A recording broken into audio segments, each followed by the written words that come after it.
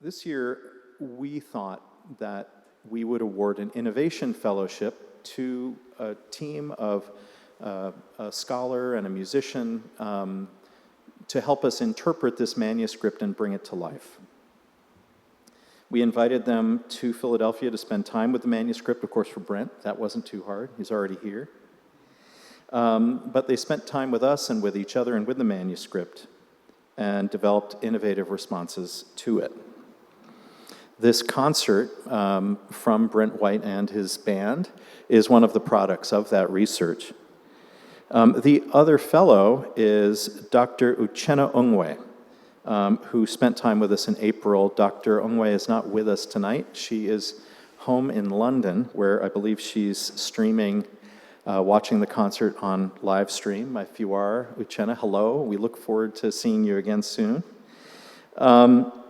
Uchenna is an oboist and a scholar, and she's developed a website that shares hidden stories of historical Black classical musicians in Europe. She will be adding a module to her site about Johnson's work with a focus on his 1837 European tour. We look forward to sharing more about Uchenna's fellowship project very soon. I will turn things over to Brent in a moment, but I want to take a moment to thank the many people who made tonight's event impossible, especially our friends at Mother Bethel, but also my colleagues at the Library Company, Rachel Hammer, Christine Nelson, Jasmine Smith, Sarah Weatherwax, Fran Dolan, Blanche Brown, Allison Kronstadt, and Katie Maxwell. I also want to thank, in absentia, Will Fenton, who, as a former employee of the Library Company, who came up with the idea for this innovation fellowship. I hope Will is tuning in from California as well.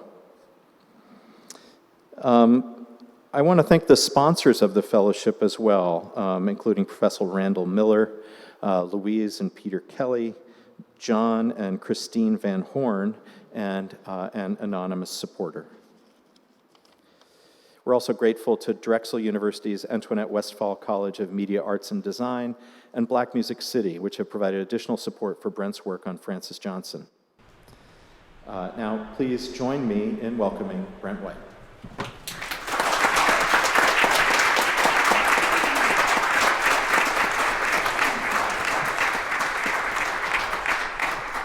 Thank you. This work was inspired by the scholar Eileen Southern, who said something to the likes, there must have been something missing in the transcripts, an infusion of music with rhythms and complexities, such are found in Black folk music or 20th century jazz.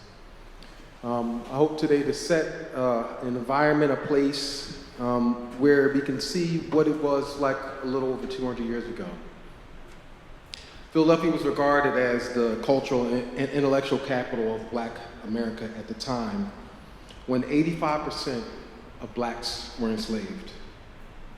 Here in Philadelphia, the Black population would grow 10% by 1920, and its very democracy was very challenged by the arrival of 3,000 or more refugees from Haiti as Creole slaves. After the Haitian Revolution, you could see Quakers here in Philadelphia with French gentlemen with the latest fashion from the West Indies, riches, and you can hear debates about the Haitian Revolution itself, fueled about what really slavery meant for this young country. This is all while Reverend Allen and Absalom Jones were working to form the independent Black African Church. Essentially, Philadelphia would have had Creoles of color, free Blacks, military regiments, commerce, commodities, sugar, similar to New Orleans, except this is 100 years before the birth of jazz in New Orleans. And so this music is meant to showcase that diversity that was in Philadelphia at the time, that diversity that was founded here in Philadelphia, of all these different cultures, all these different languages, all these different dialects. So this is meant to show code switching through the rhythm that would have come through Afro-Cuban rhythms, Cuba, Haiti. And so I'm not gonna go into too much detail with each different rhythm, but each piece is meant to show a different rhythm. In Martinique, we take French islands, we go to Haiti, we go to Cuba, we go to Puerto Rico, And so what the infusion of this is that it's an infusion of classical arrangements of Francis Johnson with all these different rhythms. And so I hope today you enjoy this composition.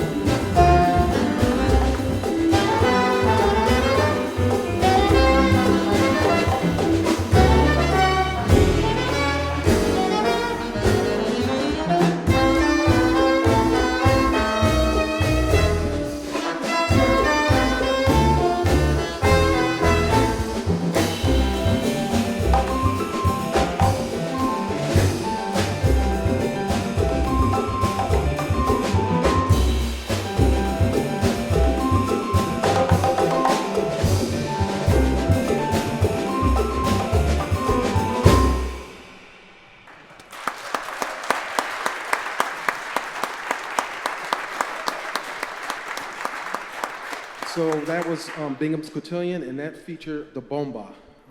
He was somewhat, I guess we can't say, we like to say people have been found or they've been discovered, but 15-year-old Johnson would have been performing at a place called the Exchange Coffee House. And this is where he met his first publishers that would have been starting to publish his music. These would have featured dances that would have been the French quadrone cotillion, and a number of square dances, which would, be, of course, the forerunner of the American square dance. One of his published, and once all his arrangements were published, bands would make up their own arrangements, similar to this. And so it wouldn't be a standard way to write the music, so we took the score in the form that it was, and we made up our own arrangement. And so this is what some of the musicians similar would have been doing. Of course, it would not have been in this style because some of these rhythms were not available at the time. And so that was Bingham's Cotillion. Next, we're going to play, we're going to get into the manuscript, and it's going to be 3 pieces that we're going to play. The first is really an intriguing piece called Battle of New Orleans. Johnson was in the 3rd Company of Washington Guards, in which he would have been with George Willock Jr., employed under the direction of Francis Johnson. And this is much of a tribute to the Battle of 1812. This battalion included free black men, and it was the 2nd largest ensemble first largest music ensemble defending New Orleans, one of 2 black ensembles. These activities would happen during 1814 and 1815 and would mark the beginning of music making of American Creoles that 100 years later would eventually give birth to the jazz. So it's this very interesting lineage in terms of what the Creoles who came here to Philadelphia and also would have came to New Orleans. And so it's a very interesting tradition. So we're going to begin this with the Battle of New Orleans.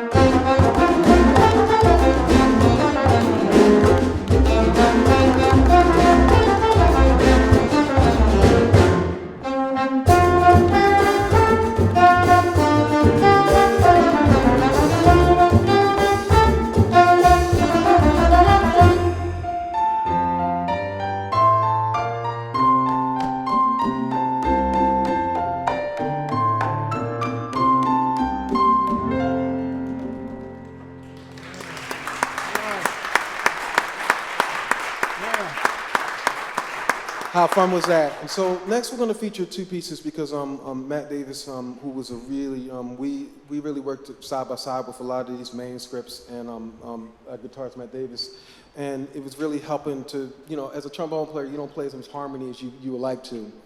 And so one of the things that really Matt would really help to sort of, help out was, where are these chord progressions that we're adding to these scores that don't exist? And so a lot of that goes to Matt Davis, and we went to Waverly, and we had the opportunity to sort of demo some of these things. And one thing we did, this is the second piece in the manuscript, is an adagio. And we found something odd in adagio, that it was both in D major and D minor at the same time. And so when we formed it, we did it in minor, and one of the the people who had the opportunity to see said, well, why don't you just do it in both? And so we decided to do that. And so the first one we're going to play is we're calling it Adagio in D major. And then the second one is Adagio in D minor. Enjoy.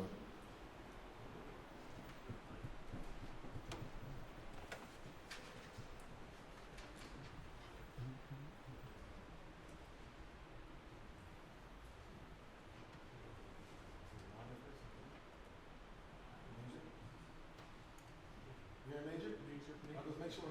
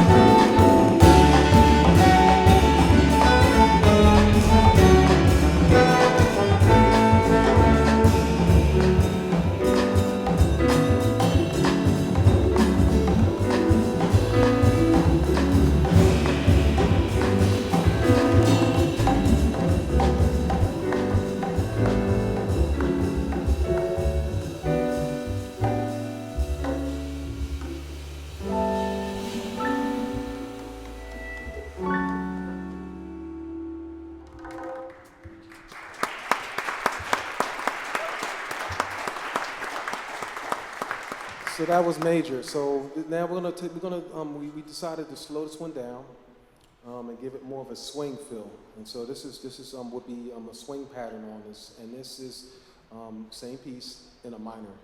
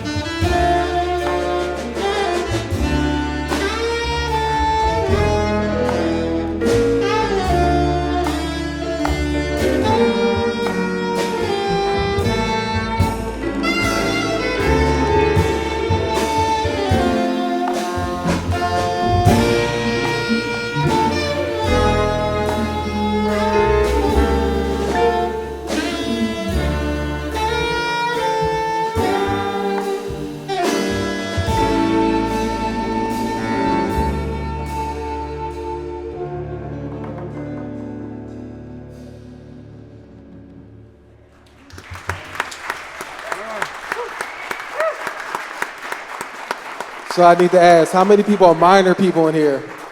You like the minor better? Raise your hand. How many people are major people? It's about 50-50, right? We got to, I should have put an official poll up to see who, what we prefer, what type of mood we're in. So that was the three pieces that we did out of the manuscript, and it was probably the first time these have ever been played public. So it was a really great honor to be able to dig into the manuscripts. Another piece that we found inside the Battle of New Orleans was that we found that Francis Johnson also gave sound effects. And so we found that in the scores it would say horses galloping, and the musicians were expected to make that type of sounds. And so as we get later into it, we're going to make some sound effects, and we're going to make some noise too, and you're going to see that, so we'll get into that. So now we're going to get to Recognition March of the Independence of Haiti.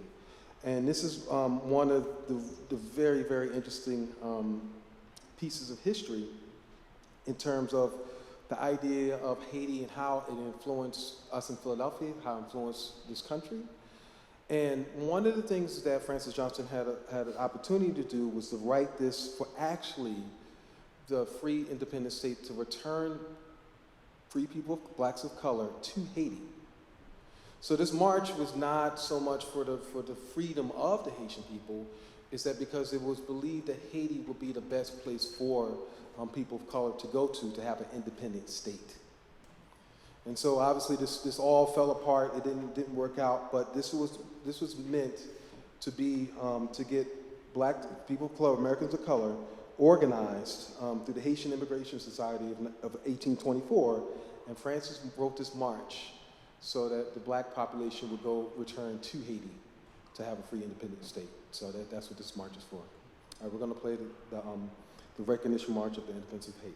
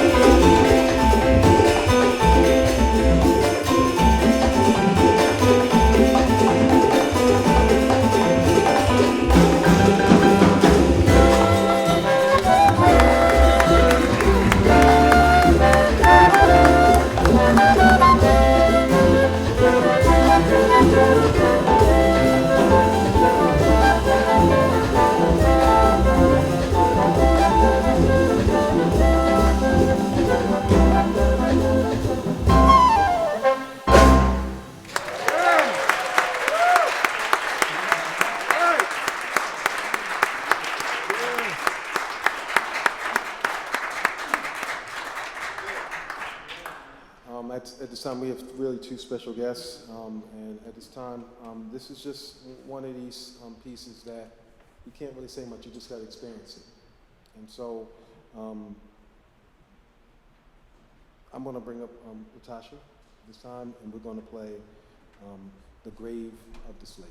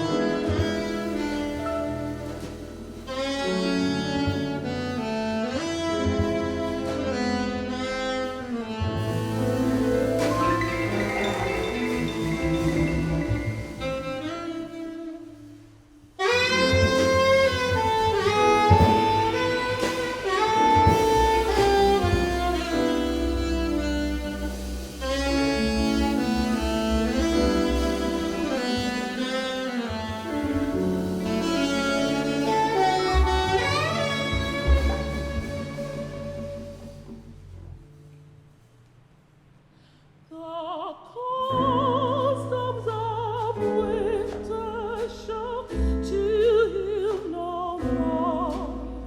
His woes and his sorrows, his fears are all.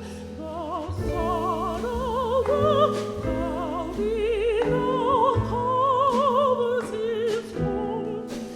He's safe in his last home.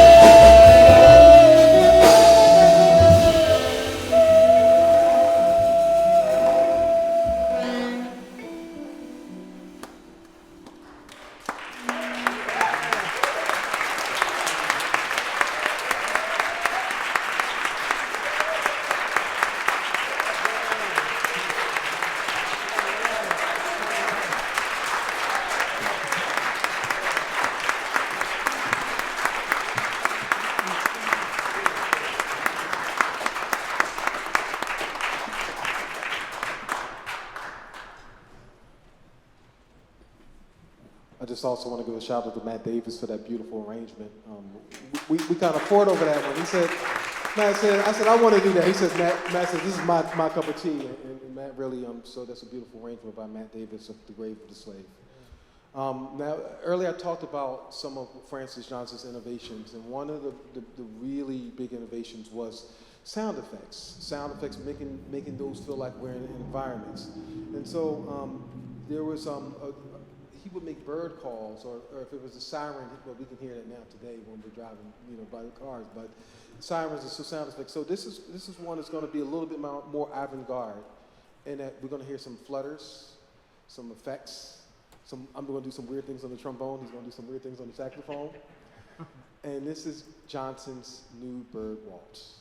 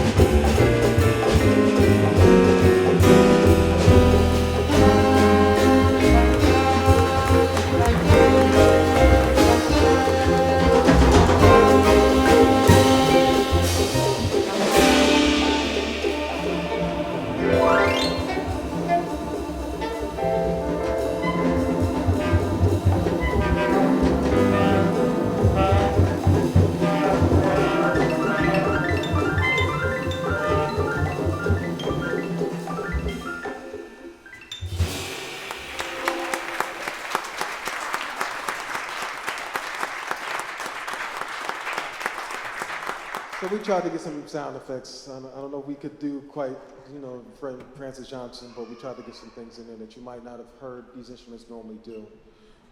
At this time, I would like to invite my wife out. And so you couldn't do Francis Johnson in a dance concert without having dance. And so,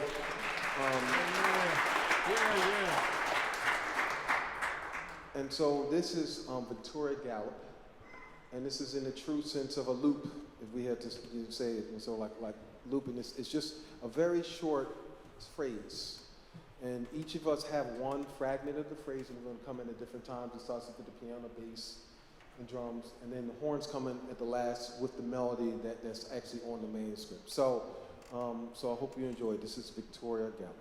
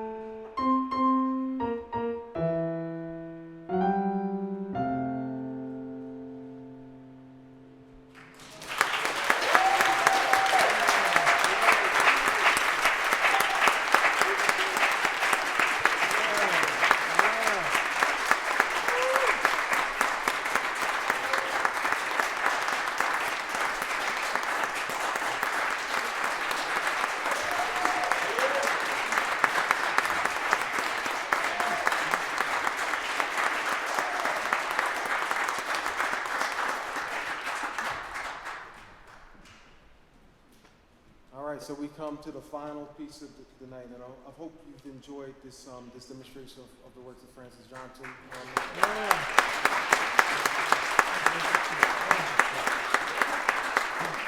And the goal was simply to take a little one piece across his lifetime. And so Bingham's Cotillion was the very first piece that was published. We took works from the manuscript at the Library of Company, and we reimagined those. And we finally come to the final piece, and this is actually by I'm going to call him a partner in crime of his. He would have toured Europe with him. You know, at this time, it's now 1847. Francis Jones had passed. And this is at the time where there were musicians in his band trying to continue his legacy. And these were black men trying to continue his legacy. And so Aaron Connor he also helped Johnson arrange works. Victoria Gallup is one that's believed that he had a piece to doing and help him out with that arrangement. And so this final one is, and another note about this piece is that this is one of the rare waltzes in five. This is a waltz in five, and so we really challenged ourselves with this one. And so this is, you know, if you don't know, people don't dance in five too much, you know, even to today. And so we tried to put a new beat that I don't think has ever been played because we're playing a Latin beat in five. So I called it a Latin rumba, but Pablo got mad at me and said that doesn't work. So, but we're going to play this final piece, and hope you enjoy. And if you know, hopefully, if you have any questions, I'll be in the back and I'll take any questions that you have.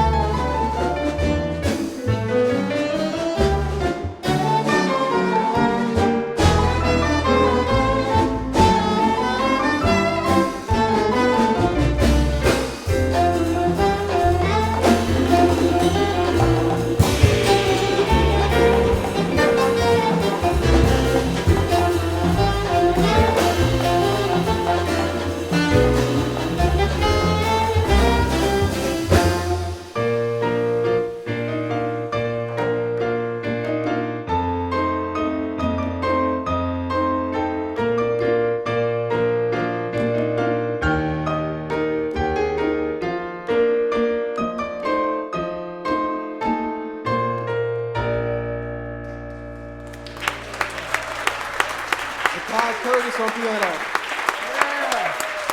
Nimrod speaks on bass. Wayne Smith Jr. on drums. Pablo Batista on percussion. Matt Davis guitar. Todd Baker on alto sax and flute. Lauren Putty White on dance. Natasha Morris on vocals. And I'm Brent White. Hope you enjoyed the set.